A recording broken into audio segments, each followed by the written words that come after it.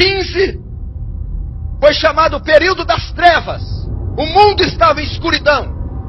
O mundo estava nas trevas, no misticismo, no paganismo. A Bíblia fora tirada, as Escrituras foram tiradas, o culto foi substituído.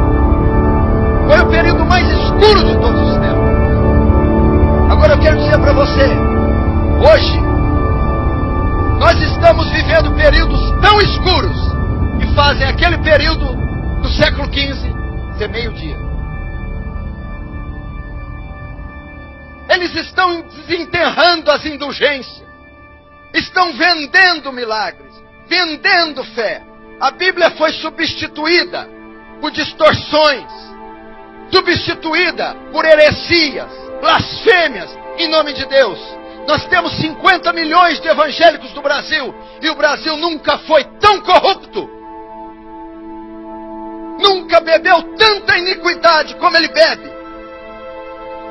Você está sentado aí e tem centenas, dezenas, milhares de igrejas em toda a nação brasileira, tendo culto exatamente essa hora, e a maioria deles estão adorando outro Deus. Não é o Deus das Escrituras, não é o Deus de Yahvé, não é o seu Filho Jesus. Eles estão adorando o ventre, eles estão adorando Dagon, eles estão adorando Mamon, eles estão adorando Baal, mas eles não estão adorando Yahvé. 1 Reis diz: eles fizeram para si ídolos, estão adorando o Deus que eles fizeram, um Deus que atende a demanda, um Deus que supre sua necessidade, um Deus que dá carro, que dá casa, um Deus que dá casamento, um Deus que cura, um Deus que dá felicidade, um Deus que faz entrarmos em êxtase, um Deus que não repreende, um Deus que não castiga, um Deus que não corrige, um Deus que não exorta, um Deus que é só amor. Esse não é o Deus das Escrituras. A minha Bíblia diz no Salmo 7 que Deus é um Deus que se ira todos os dias. Justiça e juízo são a base do seu trono.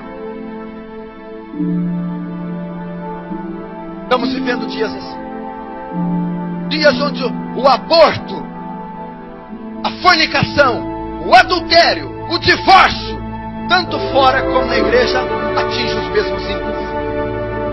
Ministros cristãos estão se divorciando, ministros cristãos estão casando pela segunda vez, a juventude solteira está fornicando, pecado, gravidez, escândalos.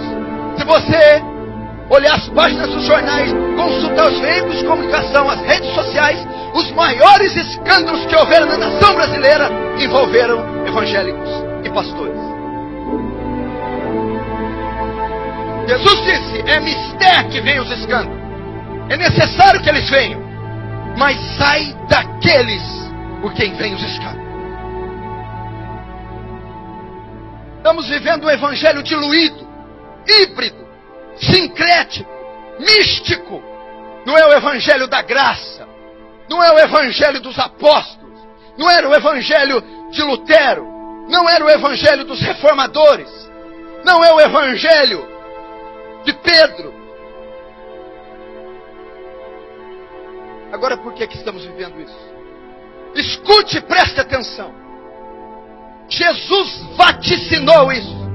Jesus profetizou: olhai para a figueira quando seus ramos tornam tenros.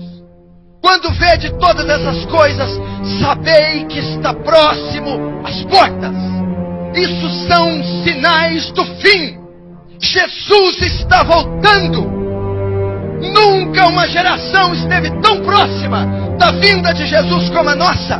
Mas por incrível que pareça, ainda com todos os sinais evidentes, explícitos, temos alguns cristãos dormindo, pecando, andando em carnalidade, cegos para a condição do mundo e da igreja.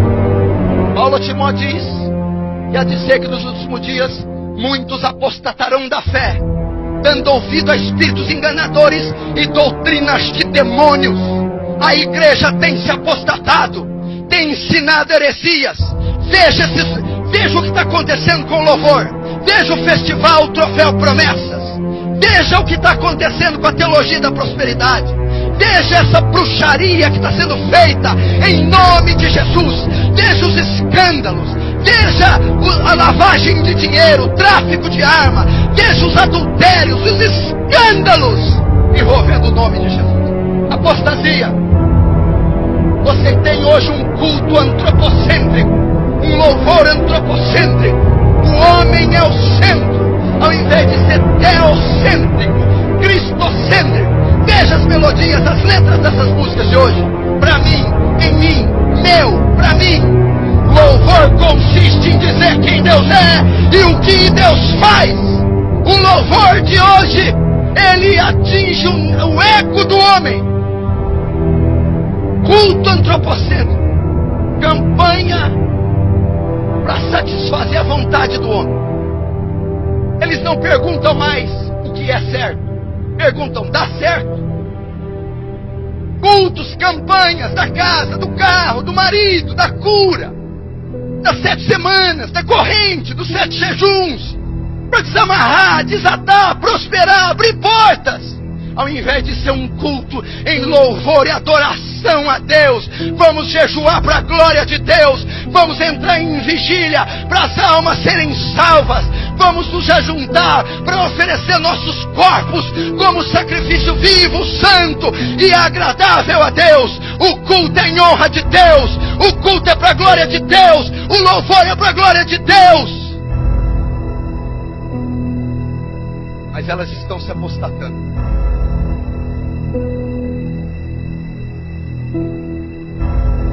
Liga a TV, programas evangélicos, 99% heresias e blasfêmias. Aquilo não é evangelho, aquilo é outro evangelho, aquilo é um anátema. Não se engane, Satanás se transfigura de anjo de luz para enganar. Não sejais como meninos inconstantes, levados ao redor de vento de doutrina. Se você acha que isso é avivamento, tira o pé do chão.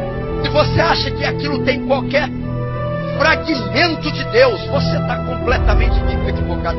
Se você se converteu de 20 anos para cá, de 20 anos, se você nasceu ou se converteu de 20 anos para cá, tem uma grande probabilidade de você não conhecer absolutamente nada do Evangelho.